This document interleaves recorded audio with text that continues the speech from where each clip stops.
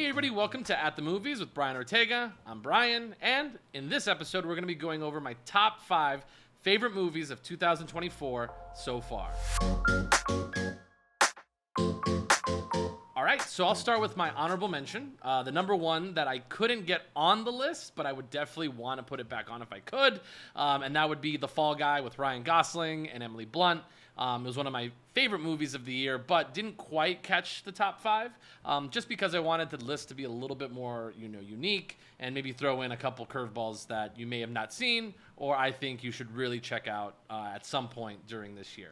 So I really enjoyed The Fall Guy just because I really enjoyed Ryan Gosling in it. I really enjoyed Emily Blunt. I thought the filmmaking was actually really, really good for a action film that was supposed to be out during the summertime, and I just feel like not a lot of people ended up getting to see it, just because it did get a pretty good wide release, but I really think it was a movie you had to see in theaters. So I would really recommend anybody who can check out The Fall Guy just to see what old school movie stars could do if given the right roles. And again, this was a fun movie. It's not going to win very many Oscars, I don't think, because we haven't added that stunt category yet. But I do think it's actually a really great film to check out, maybe on a cool Sunday afternoon. So let's jump into my number 5 pick. So this is actually kind of a below the radar choice that I really wanted to include on this this list, just because I think that it needs to get a little bit of love. And you can actually watch it right now on Netflix. So right now I'm going to go to number 5 pick, which is Land of the Bad. It's sort of like an old school special ops movie, but has really good actors in it. And I really enjoyed it. So this is directed by William Eubank. And I actually really enjoyed seeing Russell Crowe play sort of this role that he's going to become, which is sort of the lead / supporting character, where he's maybe not at the center of the story, but he's definitely has that aura about him that keeps him in the movie. So this movie is actually about Liam Neeson, who actually plays a medic, or he's not the medic, but he's actually the guy who goes with these special ops, who ends up being in charge of the drone.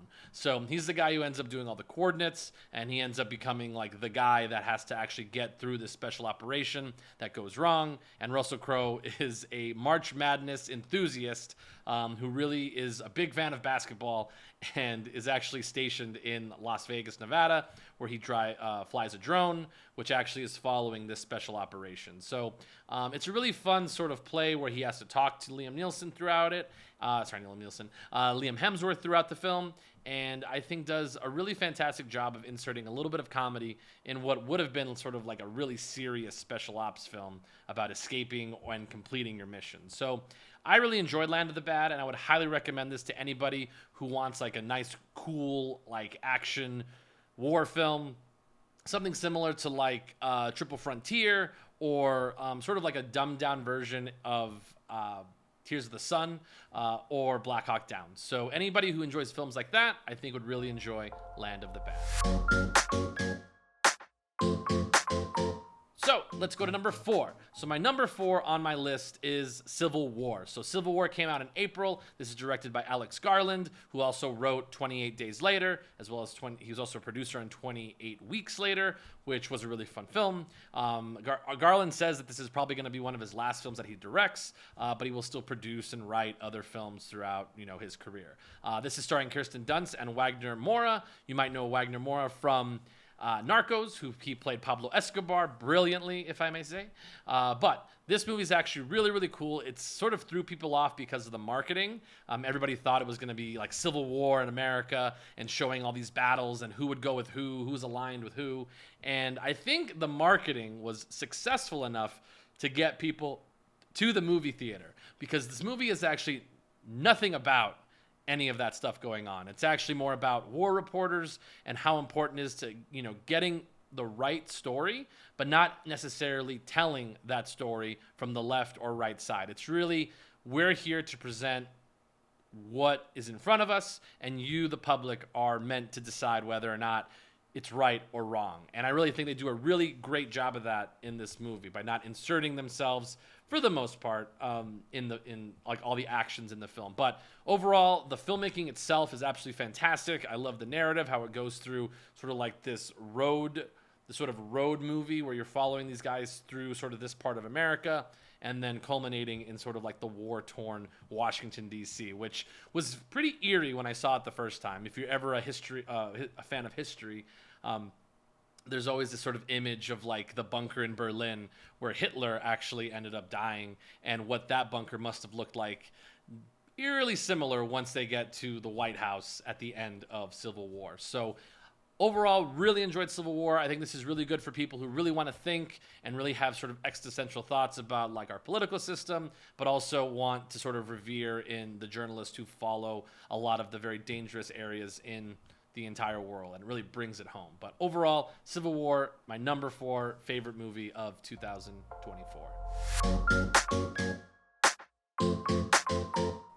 All right, so let's go to number 3. I was sort of on the fence where I wanted to put number 3 on this particular list, or put this particular movie on this list, and I think number 3 is a good spot for it because it really mirrors sort of the big budget but also big stars in the movie. So I'm going to go with Challengers, which was actually directed by Luca Guadagnino, who's really known for a lot of his steamy, sexy scenes, and this is also headlined by the stars Zendaya, Josh O'Connor, Mike Feist, which are really young, sexy, hot stars, which go perfectly for this film. So this is actually a really fun movie that actually takes place in the world of championship tennis. If you're a fan of tennis, you would know all these different events, but for the most part, it's these two very successful people, Zendaya and Mike Feist's character, who is a tennis star and also a former tennis star, Zendaya, actually going into this event where they end up meeting Josh O'Connor, who they used to have a relationship with, and they have this whole sort of non-linear storytelling element to this particular film, which I think is great. And also the tennis is really fun to watch, and you can tell that they really trained to make it look like they knew what they were doing in terms of tennis. And the actual cinematography of the film is actually one of the really fun parts of this movie, especially when you get to the final scene where they actually turn you into the perspective of the tennis ball going back and forth over the net, and then a beautiful shot that looks up from the court, looking up at the characters on the court itself. But overall, this movie is actually great if you're a sports fan, if you're somebody who loves just like seeing the old school sort of steamy films of the 80s. I think Challengers will be a really great film for anybody who wants any of these parts of this film. And of course, you have these great, beautiful stars gracing the screen. Okay, let's go to number 2. Number 2 on my list, I could be just sort of into it at the moment because I just saw it, but Twisters, headlined by Glenn Powell and Daisy Edgar Jones, and of course Anthony Ramos, so sort of plays like the third lead in this particular film. Directed by Lee Isaac Chung, which you may have seen from some of his past works with A24, but it's an absolutely fantastic thrill ride, really capping off the summer, but we'll see how it goes with Wolverine and Deadpool, or Deadpool and Wolverine, if you will.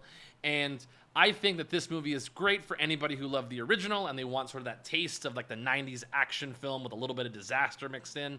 But overall, I think this movie's great if you're somebody who really wants a big theater experience where you watch it on the biggest screen possible, projected onto IMAX is fantastic. And also if you add that extra layer of the sound just really rippling through your body, holding on to the armrest, hoping that you hold on just so you can get through that particular twister. Overall, this movie's fantastic, but I really, really am disappointed that we didn't get, what we all wanted at the end of the movie, but I don't want to spoil it when you get there. So overall, Twisters, my second favorite movie of this year so far. Okay, let's go to number 1, my favorite film of this year, and it's not even close. It's really just holding the spot until we get to the Oscars, and it's probably going to clean up for many of the awards in most of the categories, and that is Dune Part 2.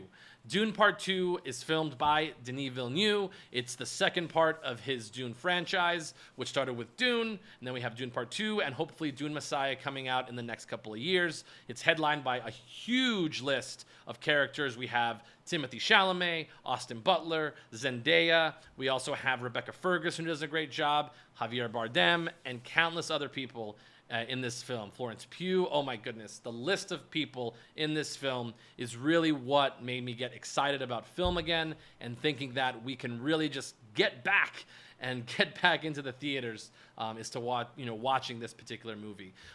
What I love about Dune Part 2 is the overall scale of the production and all the very practical effects of how they had to make a lot of the dunes work and work on film.